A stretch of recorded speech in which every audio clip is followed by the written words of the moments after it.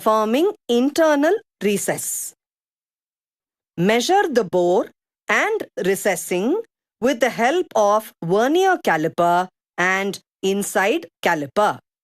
The tools required to perform this exercise are outside caliper, inside caliper, steel rule, chuck key, facing tool, drill bits of various size, vernier caliper, radius gauge, recessing tool, boring bar, R2 and R3 tool. Boring is the process of enlarging the diameter of a pre-drilled hole using a boring tool. Recessing is the process of cutting an angular channel inside the bored hole.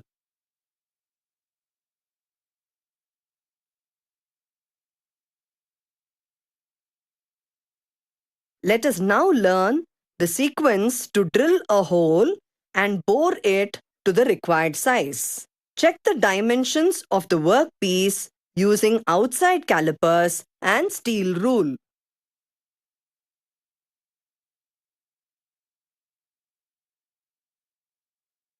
Mount the job on a 3-jaw chuck using a chuck key such that 45 mm is outside the chuck. Perform facing operation to the one end of the workpiece.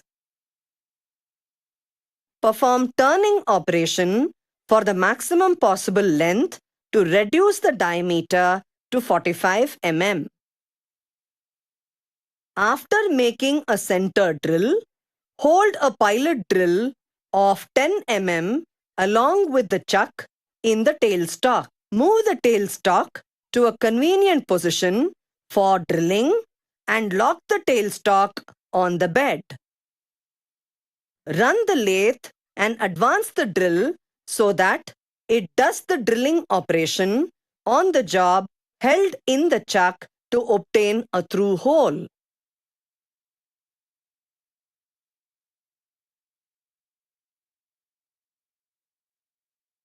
Use a coolant while drilling and advance the drill slowly. Enlarge the hole to 14 mm by drilling. Mount the boring tool on the tool post.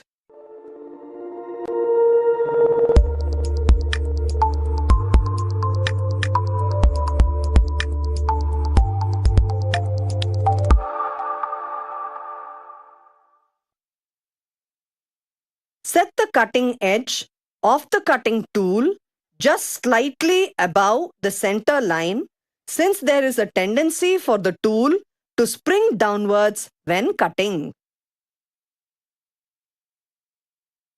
Start the machine and turn the cross slide handle anti-clockwise until the cutting tool touches the inside surface of the hole. Take a light trial cut about 0.2 mm deep and about 8 mm long at the right hand end of the work. Stop the machine and measure the diameter using a vernier caliper. Set the cutting tool for the required depth to get the finished bore size. Use the cross-slide graduated collar. Finish the boring operation to the required diameter of 15 mm and measure with a vernier caliper. Reverse and refix the job.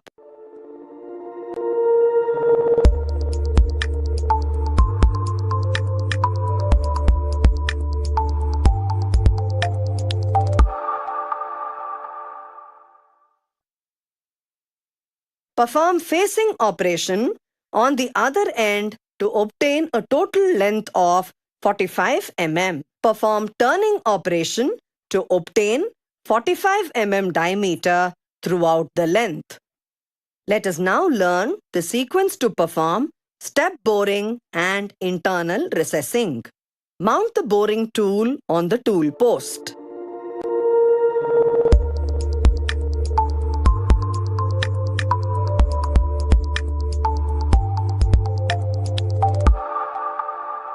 Use the largest diameter boring tool, which can be accommodated in the drilled hole.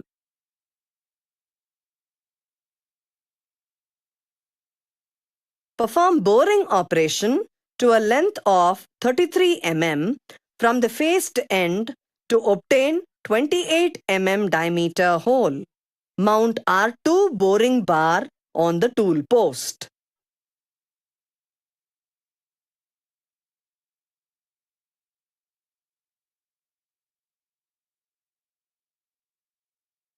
Calculate the distance from the face to the edge of the groove farthest from the end face. 29 plus 4, which is equal to 33 mm. Touch the edge tool to the face of the workpiece using the top slide handle and set the compound slide graduated collar to 0. Turn the cross slide handle so that the front of the tool just clears the wall of the bore.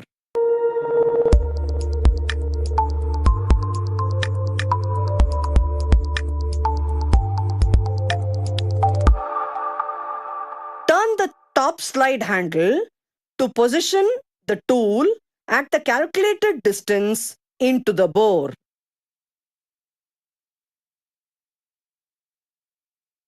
Turn the cross slide handle wheel in an anti-clockwise direction to advance the tool and touch the bore and note the cross feed graduated collar reading.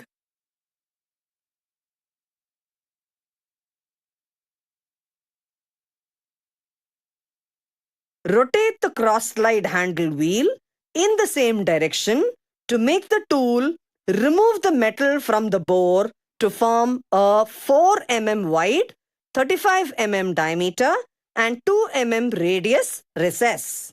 Retract the tool by moving the saddle towards the tailstock. With a R3 radius tool, turn one edge of the workpiece as per sketch. Deburr all the sharp edges.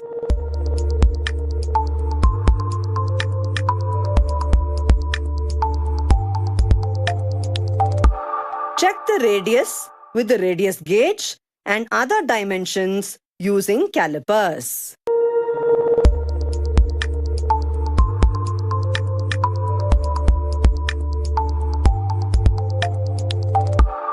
Safety precautions.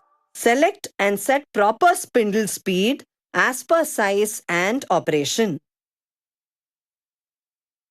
Set the tools to the correct center height.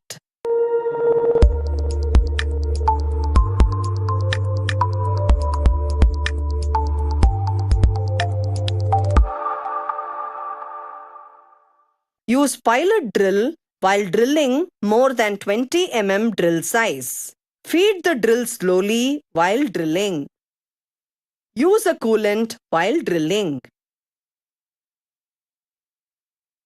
Grip the boring tools as short as possible to reduce shatter.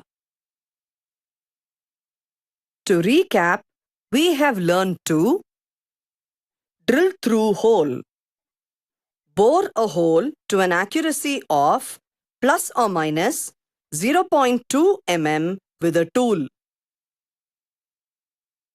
Perform step boring.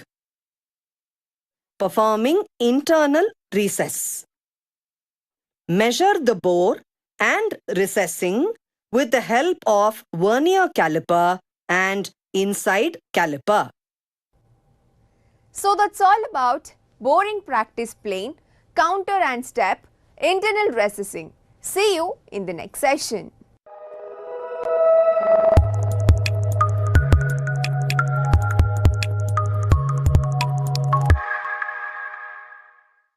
Hello and welcome to the session on reaming in lathe using solid and adjustable reamer. Let us begin with the session. Let us now look at the objectives of this session. At the end of the session, you will be able to drill a hole to size, leaving allowance for reaming. Ream through hole with a hand reamer. Check the reamed hole by using a plug gauge.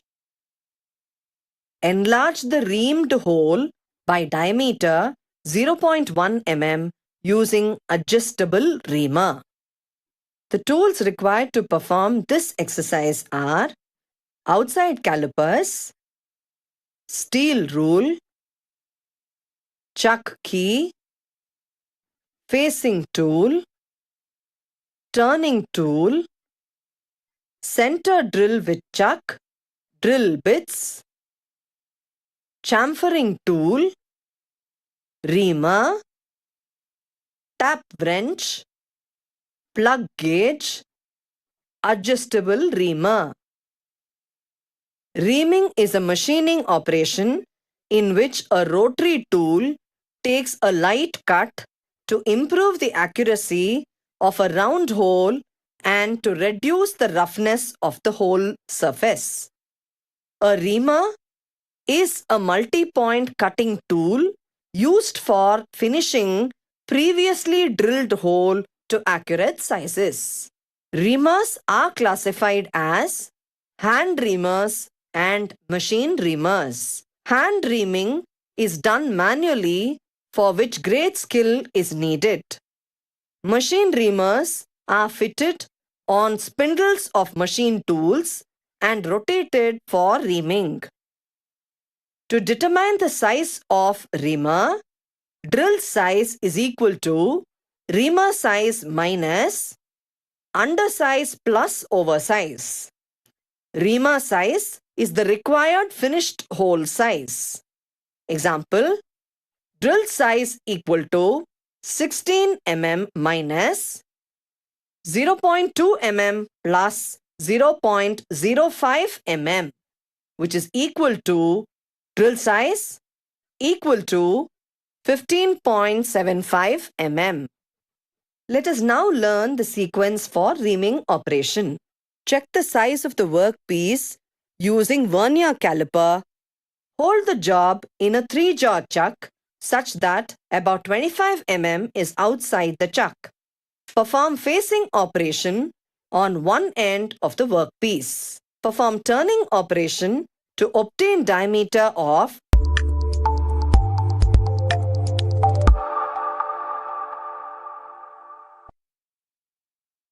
Perform facing operation on the other end of the workpiece so as to maintain a length of 30 mm. Perform turning operation to obtain diameter of 30 mm to the remaining length.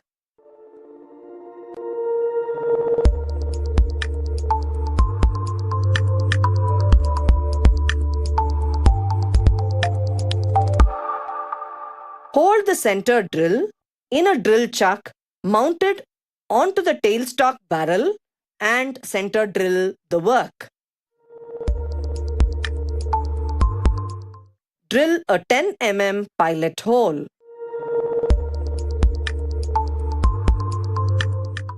Drill through hole in the job with diameter 15.75 mm drill bit.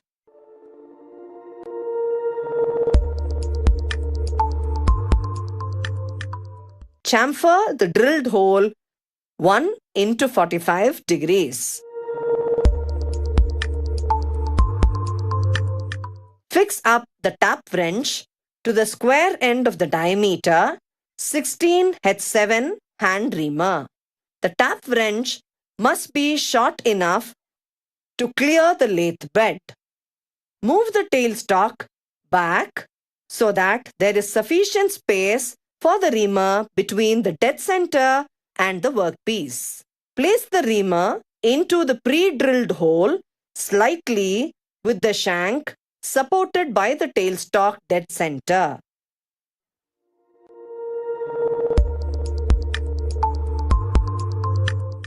Ream the hole by using sufficient coolant.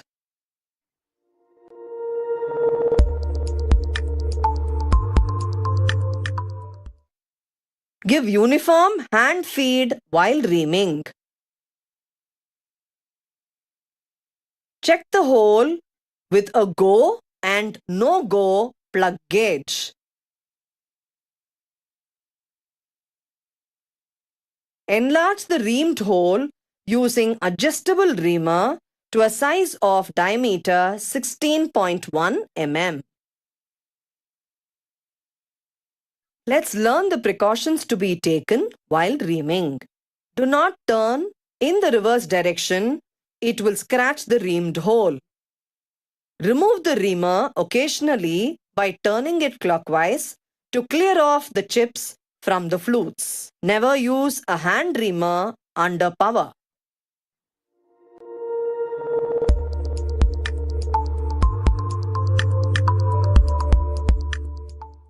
If the plug does not go throughout the bore, it indicates that the bore is tapered. If the hole is within limit, the gauge will enter easily. An entry of a no-go gauge into a hole beyond the chamfered length indicates an oversized hole, bell-mouthed or tapered hole. To recap, we have learned to drill a hole to size, leaving allowance for reaming. Ream through hole with a hand reamer. Check the reamed hole by using a plug gauge. Enlarge the reamed hole by diameter 0.1 mm using adjustable reamer. So that's all about reaming in lathe using solid and adjustable reamer. See you in the next session.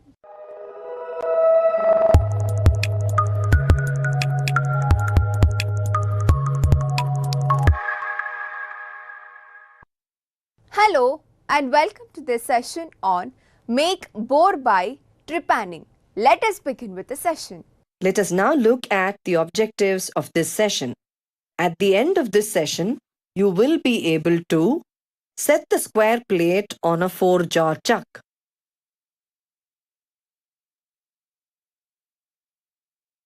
To cut the 70 mm diameter with the help of trepanning tool.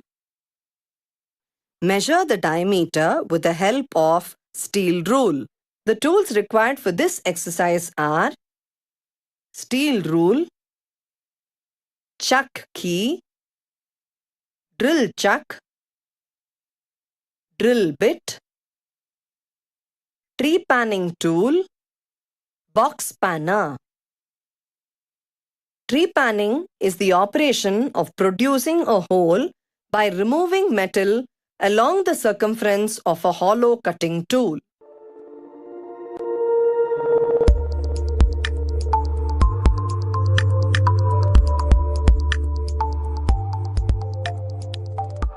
Trepanning is performed by using a hollow cutting tool.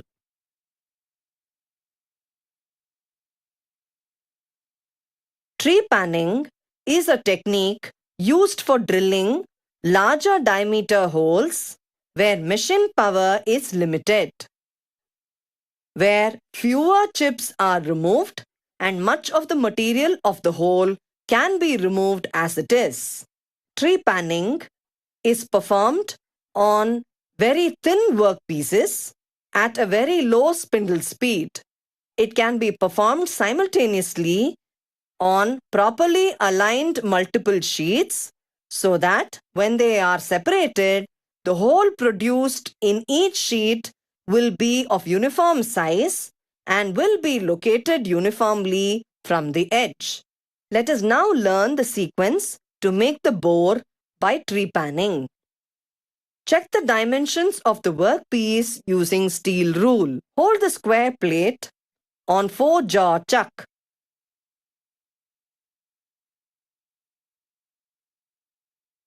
Set the job on the 4 jaws by adjusting equal distance of reference concentric circle line.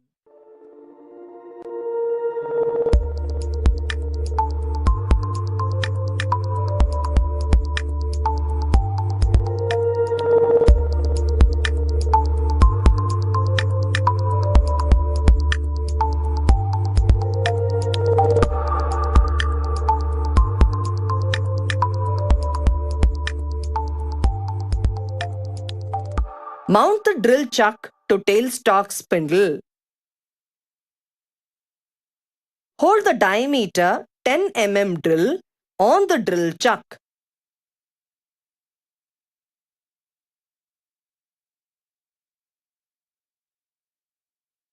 Perform drilling operation to obtain a pilot hole of 10 mm through the entire length.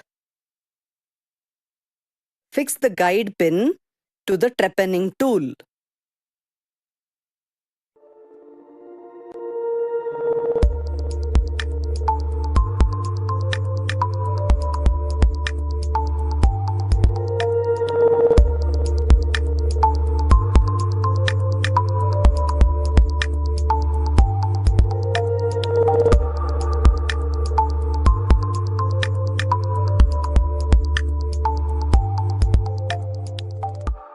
Set the trepanning tool to drill chuck of tailstock to make a bore of 70 mm dia. Clamp the tool holder in correct position and center height.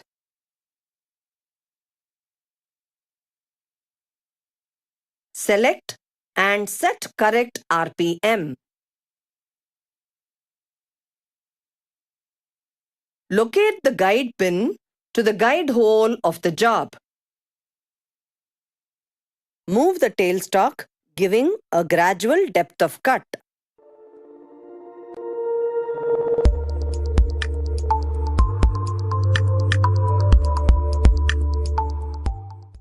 Make a bore of diameter 70 mm through the 6 mm depth.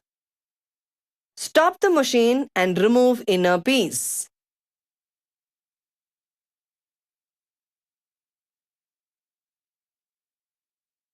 Trepanning tool is withdrawn carefully. Check the dimensions. To recap, we have learned to set the square plate on a 4-jaw chuck. With the help of trepanning tool. Measure the diameter with the help of steel rule. So that's all about making bore by trepanning. See you in the next session. In this session, we will learn about balancing, mounting and dressing of grinding wheel pedestal. At the end of this session, you will be able to know the grinding wheel, determine balancing of grinding wheel, adjust the clearance between tool rest and grinding wheel, and learn the use of wheel dresser and types. Satisfactory results can be obtained only by having the right type of abrasive wheel rotating at the correct speed for the kind of work that is to be ground. Abrasive wheels are made from manufactured abrasive grains held together by a suitable binding material called the bond.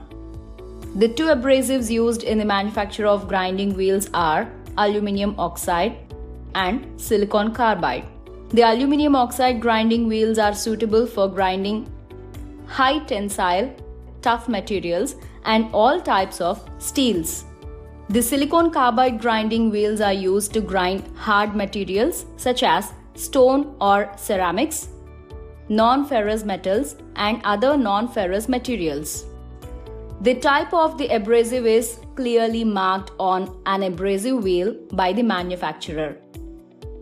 Abrasive particles in a grinding wheel are held together by a material called the bond. The bond may be vitrified, silicate, and organic. Vitrified bonds produce strong, rigid grinding wheels that are not affected by water, acid, or normal temperature changes. Most of the abrasive wheels are produced with vitrified bonds. A silicate bond produces a wheel with a milder cutting action than a vitrified bonded wheel. Large diameter wheels have a silicate bond. The organic bonds may be made of resinoid, bakelite, rubber, and shellac. The organic bonded wheels have a safe higher operating speed. They are better able to withstand rough usage. They are used on portable grinders, and for rough foundry work. Thin cut-off wheels are made with an organic bond. It is the amount or grade of bond that determines the hardness or softness of an abrasive wheel. The cutting action of a grinding wheel depends to a large extent on the grade of bond of the wheel. The principle is that the individual abrasive grains are small cutting tools.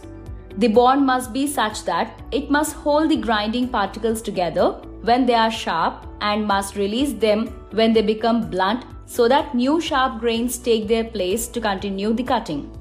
This continuous process is known as the cutting action of the wheel. Use soft, light bond wheels to grind hard materials and hard, firm bond wheels to grind soft materials. Now let us perform few tasks to test your understanding. To do this, you need a pedestal grinding machine, clamps, mandrel, protection guard, diamond dresser and holder, and spanner set. The first task is to balance a grinding wheel. The job sequence is as follows. Check grinding wheel for cracks by light tapping. Unclamp balance weight of grinding wheel. Prepare the balancing unit. Clean the bore of the unit and the balancing mandrel. Mount the wheel assembly on the mandrel. Fix the protection guard. Place the wheel to be balanced on the top of the protection guards and lower gently on to the balancing stand.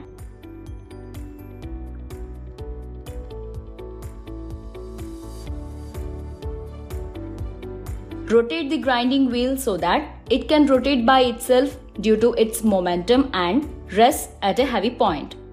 Mark the lowest point on the wheel. Turn diametrically opposite point, add balancing weight, moving to lighter side. Repeat the above until the assembly remains static in any position. To assemble a grinding wheel, the job sequence is as follows. Clean the machine and remove any loose metal or abrasive particles. Loosen the work rest clamp and remove the rest. Remove the outer plate of the wheel guard. Check the nut direction before loosening. Remove the nut and the outer flange. Remove any paper, washer that has adhered to the flange. Clean the flange, spindle, thread and inside the guard. Push the wheel carefully against the driving flange and place the outer flange in position. Screw up the clamping nut by hand firmly enough to hold the wheel in position. Turn this. Hi trainees, welcome. In this session, we will be learning about fitting of male and female threaded components. At the end of this session, you will be able to know the buttress thread, explain the male and female threaded fittings, describe the important elements in tool grinding and assemble buttress threaded component. Let us get started by knowing about the buttress thread. In buttress thread, one flank is perpendicular to the axis of the thread and the other flank is at 45 degrees. These threads are used on the parts where pressure acts at one flank of the thread during transmission. The diagram shows the various elements of a buttress thread.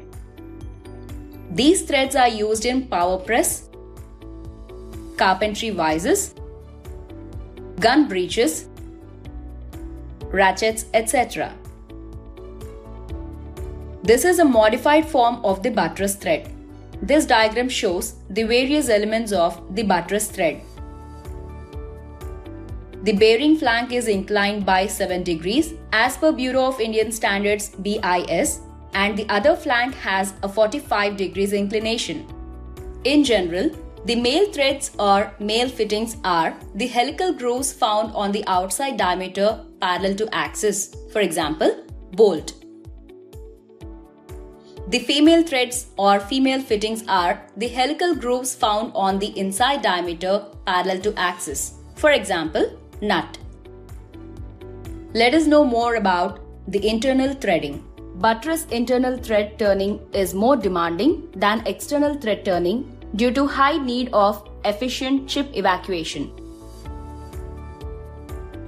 Chip evacuation, especially in blind holes, is helped by using left-hand tools for right-hand threads and vice versa, pull threading. However, this also creates higher risk of insert movement. Boring bar section has a strong influence on the quality of internal threading. 3 types of bars can be used for internal threading. There are steel boring bars with maximum 2 to 3 into bore diameter overhang, steel dampened boring bars with maximum 5 into bore diameter overhang, and carbide boring bars with maximum 5 to 7 into bore diameter overhang. External threading can be produced in number of ways. The spindle can rotate clockwise or anti-clockwise with the tool fed towards or away from the chuck. The thread turning tool can be used in normal or upside down position. The latter helps to remove chips. Important elements in tool grinding are the provision of flank clearance and radial clearance for precise and accurate threading. Let us have a detailed look at the flank clearance. Flank clearance is the cutting edge clearance between the sides of the insert and thread flank. Here is a diagram indicating the side clearance and flank clearance. Buttress thread is designed to handle externally high axial thread in one direction. The lead bearing thread face perpendicular to screw axis.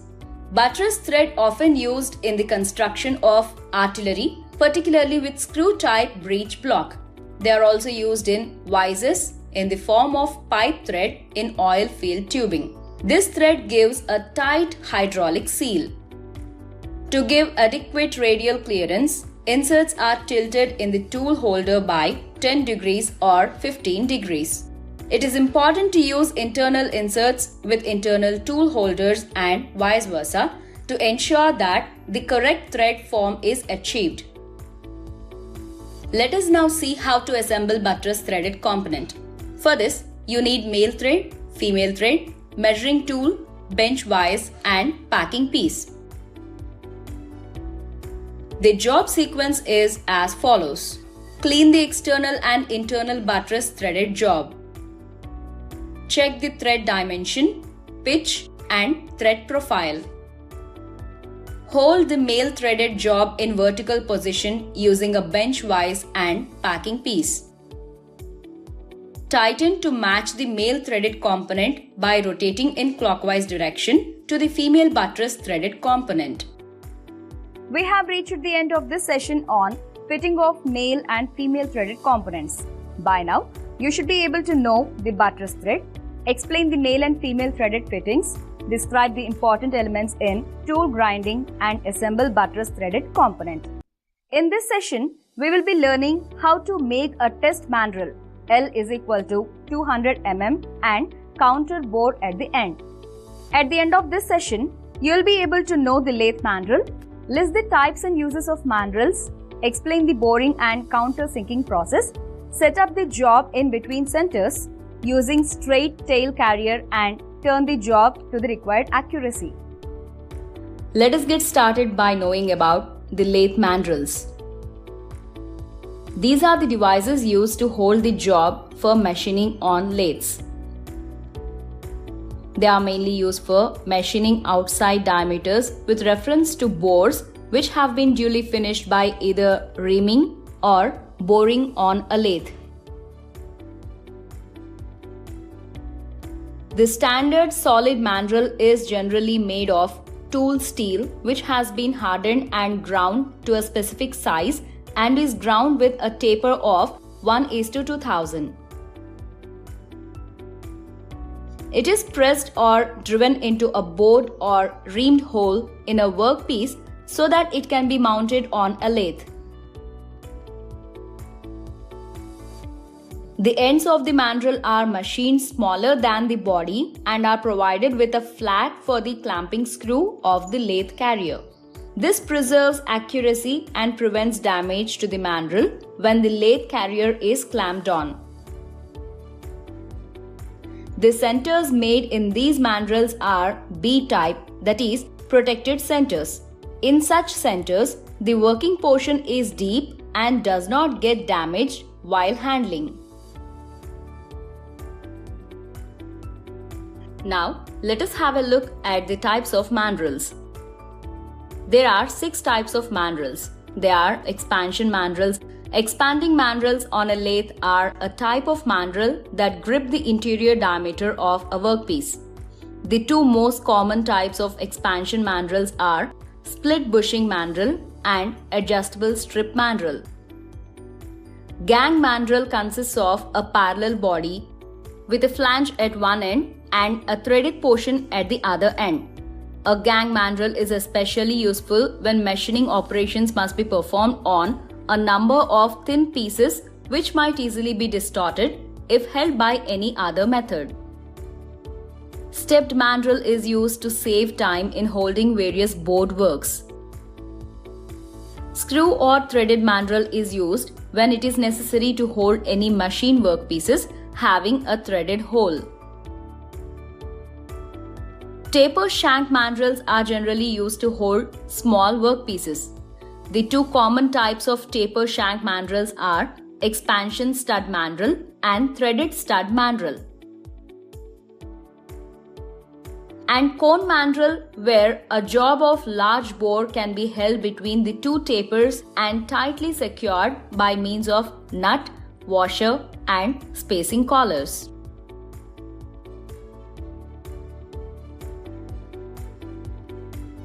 Now let us see how to test the true running of a lathe spindle with a test mandrel. Locate the taper shank of the test mandrel in the spindle taper. Hold a dial gauge stationary in the carriage, its plunger contacting the mandrel near its free end, and set it to 0 position. Rest the dial gauge plunger at right angles radially to the surface to be tested. Rotate the spindle along with the mandrel slowly by hand. Observe and note the reading of the dial gauge. Move the dial gauge near the spindle nose. Rotate the spindle along with the mandrel slowly by hand and note the reading. Take readings of the dial gauge while the spindle is slowly rotated. Verify the deflection of the dial reading and compare the value with the test chart. Adjustment of the spirit level with the plane surface.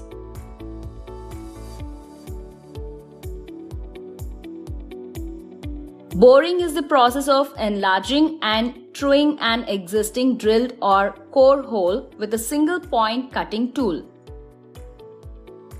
Boring a hole is necessary to enlarge a drilled hole larger than the drill size, as drills are available in standard sizes only. To obtain concentricity of the hole, to maintain accuracy of the hole, to obtain better surface finish, to remove the error formed by drilling, and to facilitate the reaming operation.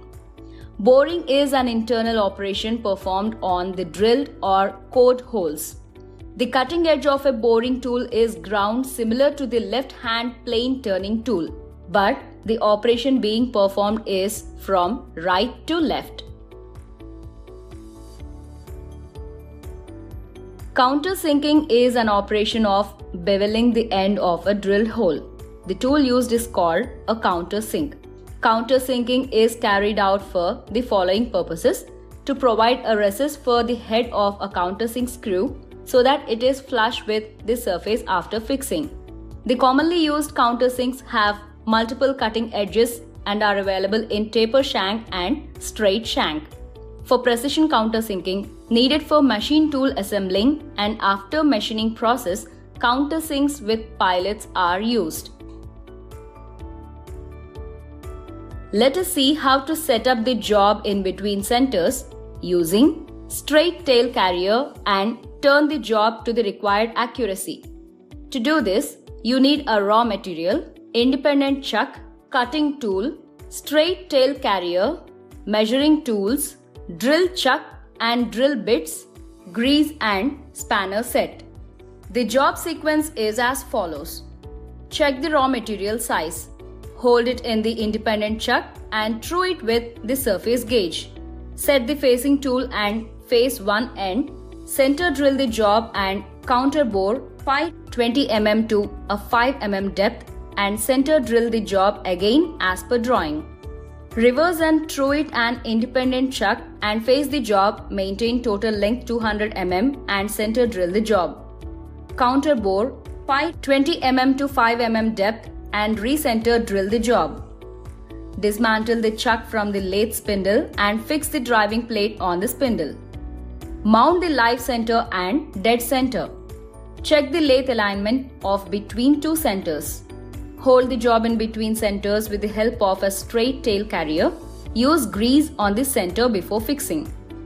Turn the job with an in-feed of 1 mm to its max length. Check the diameter at both ends to ensure cylindricity of the job. If necessary, realign the job. Turn the component again, going another 1 mm feed second time, reducing to 541 mm. Finish turn 540 mm to its maximum length. Chamfer 2 by 45 degrees. Reverse and hold the job in between center. Turn 540 mm to the remaining length of the job. Chamfer 2 by 45 degrees. Check the dimension as per drawing. We have reached the end of this session on Make a Test Mandrel. L is equal to 200 mm and counter bore at the end. By now, you should be able to know the lathe mandrel, list the types and uses of mandrels, explain the boring and counter-sinking process, set up the job in between centers using straight tail carrier and turn the job to the required accuracy. In this session, we will be learning how to make a job using different lathe accessories, namely driving plate, steady rest, dog carrier and different centers. At the end of this session, you will be able to know the lathe accessories, set the job in between centers using driving plate and set the steady rest to support lengthy job. Let us get started by learning about the lathe accessories. The lathe accessories are machined, independent units supplied with the lathe. The accessories are essential for the full utilization of the lathe. The accessories can be grouped into work holding accessories and work supporting accessories. Let us have a detailed look at the work holding accessories. The work can be directly mounted on these accessories and held. The accessories are 4-jaw independent chuck, 3-jaw self-centering chuck, face plates, and lathe mandrels. Now let us have a look at the work supporting accessories.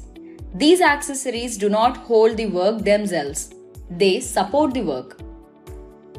The work supporting accessories are catch plate, designed with a U-slot and an elliptical slot to accommodate the bent tail of the lathe carrier.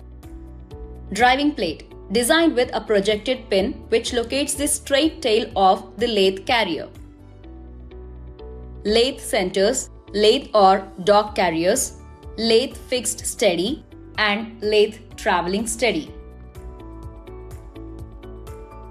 A steady rest is a lathe accessory used to give extra support for a long slender workpiece in addition to the center support during turning.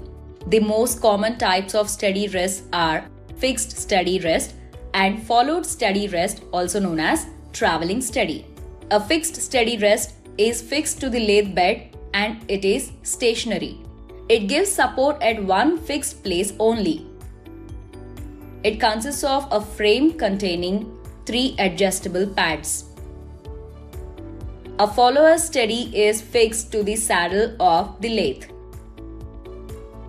As it follows the tool, it gives support where cutting actually takes place. In the follower steady, the support is continuous to the entire length of cutting.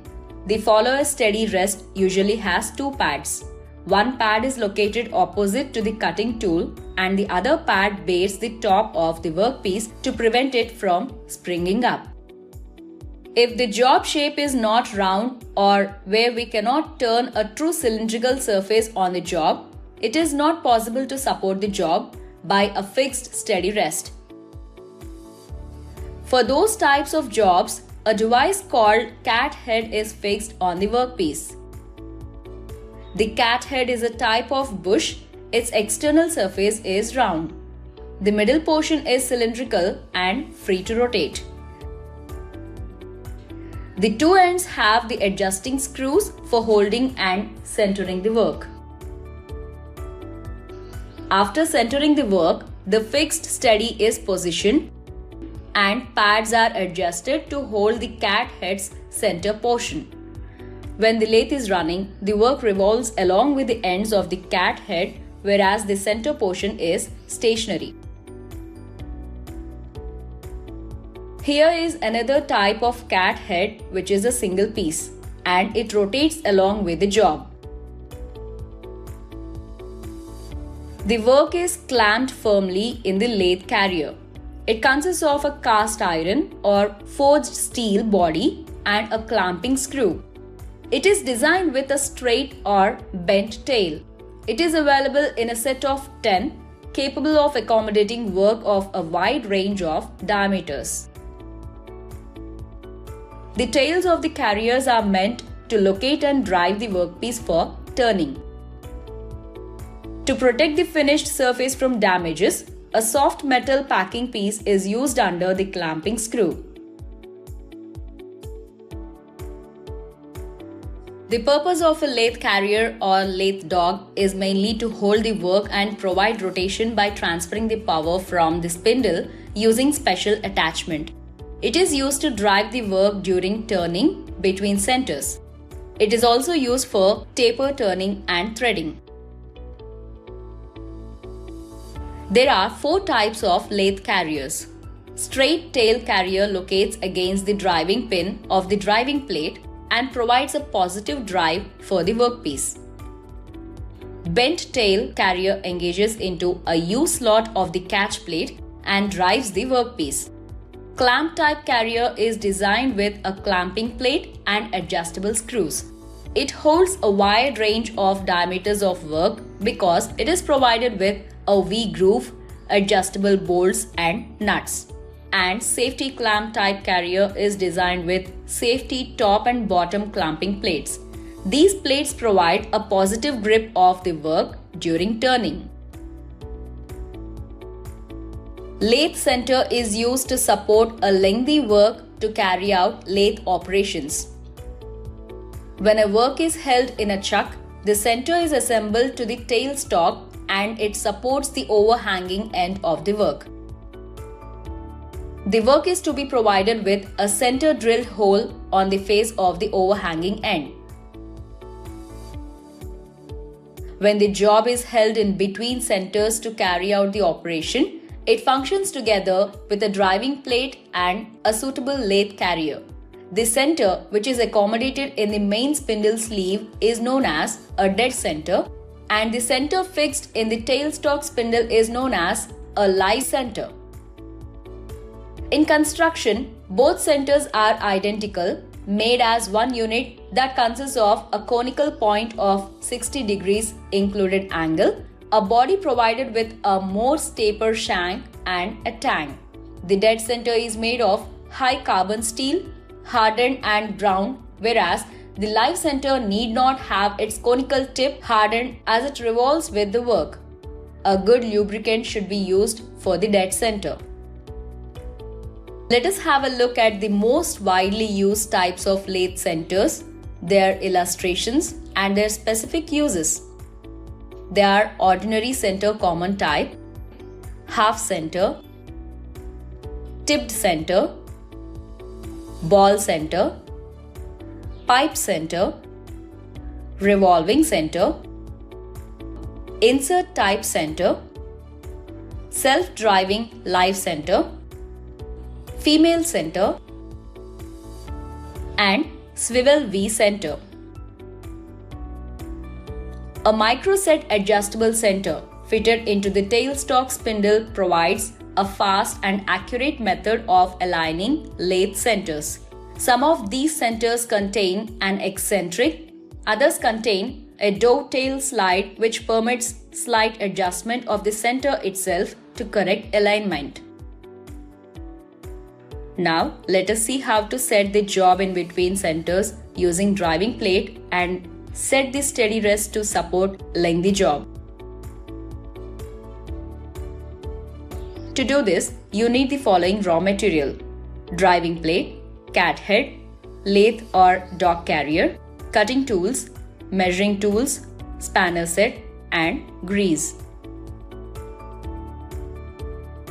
The job sequence is as follows. Check the raw material size. Hold the job outside face and center drill on face. Reverse the job, repeat the same by correcting total length. Dismantle the check from lane spindle and fix driving plate on spindle. Mount live center and dead center. Attach a follower steady on saddle. Hold the work in between centers by using a suitable carrier. Support the job by follower steady. Apply grease on the touching pads of steady. Check the alignment between two centers by giving trial cut. Turn a 40 mm in maximum possible length. Chamfer the end to by 45 degrees. Reverse the job. Turn 40 mm in remaining length. Chamfer the end to by 45 degrees. Reverse the job. Turn 40 mm in remaining length. Chamfer the end to by 45 degrees. Check the dimensions as per drawing. We have reached the end of this session on make a job using different lathe accessories, namely driving plate, steady rest, dog carrier and different centers. By now, you should be able to know the lathe accessories, set the job in between centers using driving plate and set the steady rest to support lengthy job. In this session, we will learn how to make the carpentry vise lead screw. At the end of this session, you will be able to know the carpenter vise, explain the buttress form of thread, describe the screw thread, turn the component as per drawing and make buttress thread on the component. Vices are used for holding workpieces. They are available in different types. The vise used for bench work is the bench vise or called engineer's vise. A bench vise is made of cast iron or cast steel and it is used to hold work for filing, sawing, threading and other hand operations. A carpenter vise is an important tool in carpentry and is designed to hold clamped wood without damaging the surface.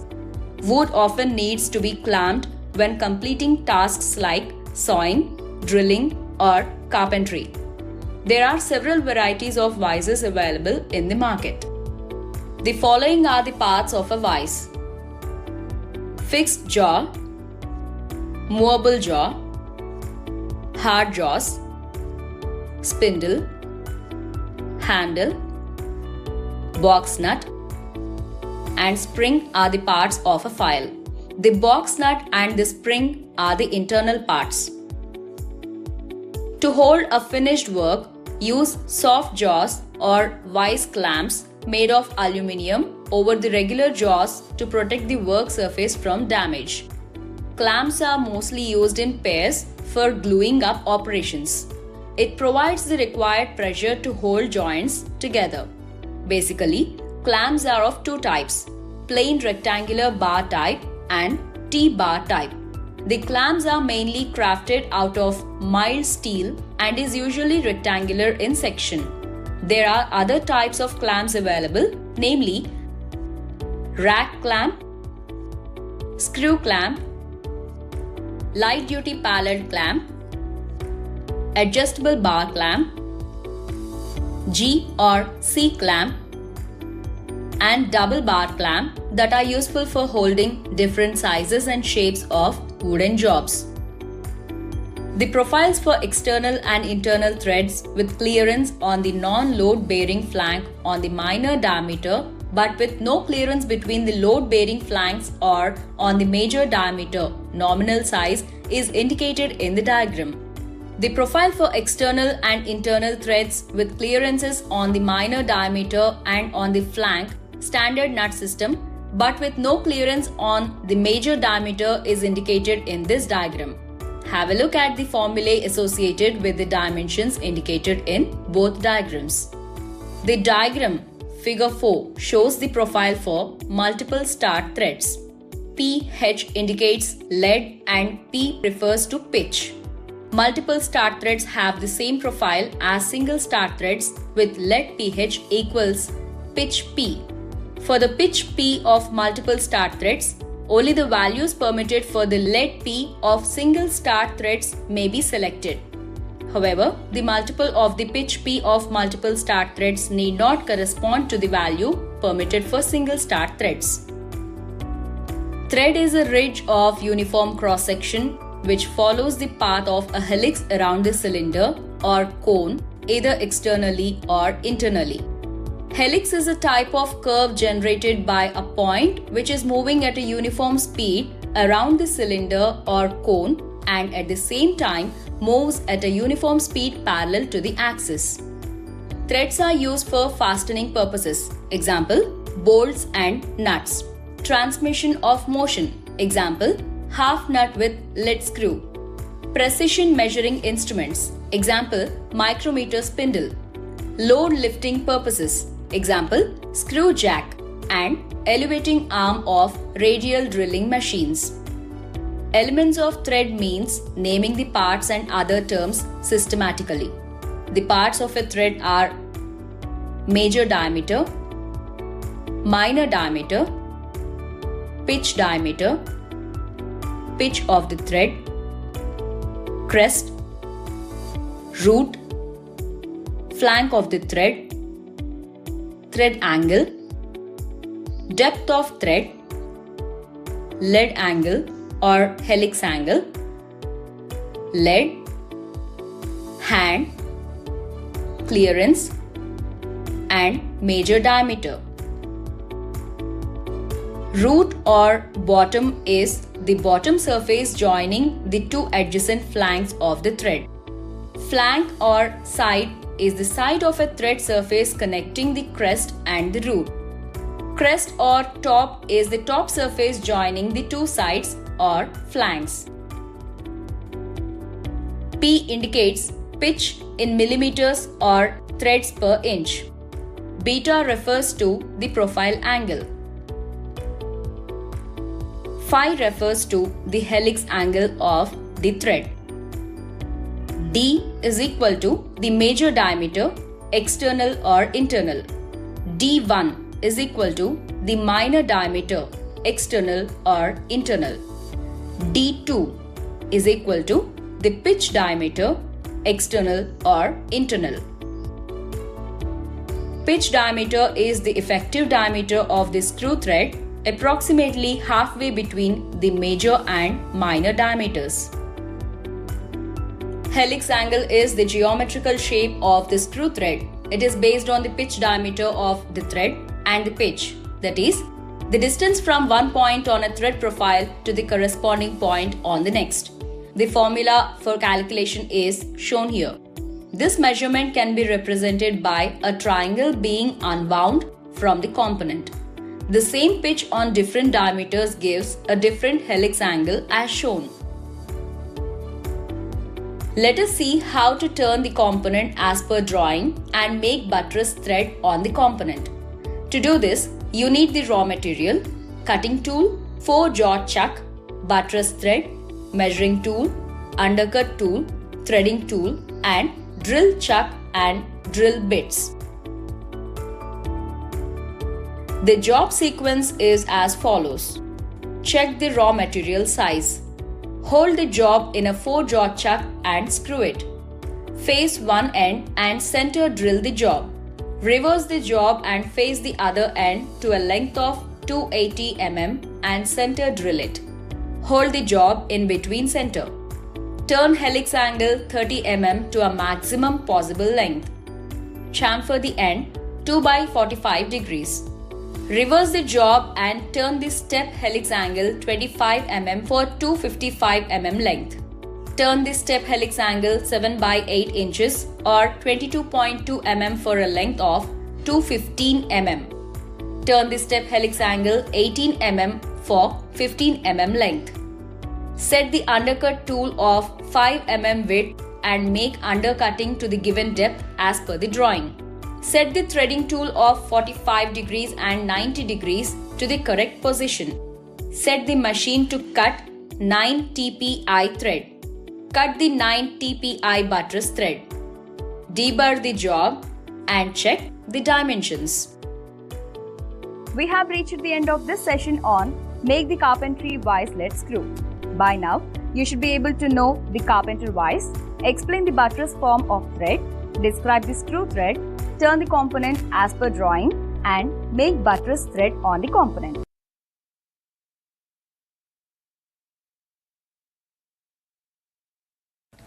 Hello viewers, welcome to DG Shala.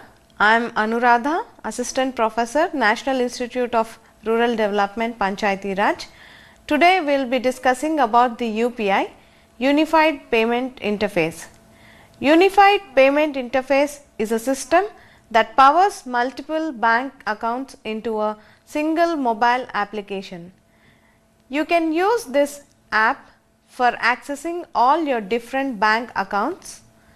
UPI can be used for all kinds of merchant payments, bill payments, over-the-counter payments, bills sharing with friends, etc. Any smartphone user who has account with UPI partnered bank can download the app and use the UPI app. Let us see the UPI registration process. So, you have to download the app at the Play Store. So, go to Play Store, choose the app which you want to download, because you will find multiple options. If you are using a dual SIM mobile device, then make sure you choose the SIM and the number which is registered with your bank account, and you have to register into UPI by giving your details, first name, last name, email address,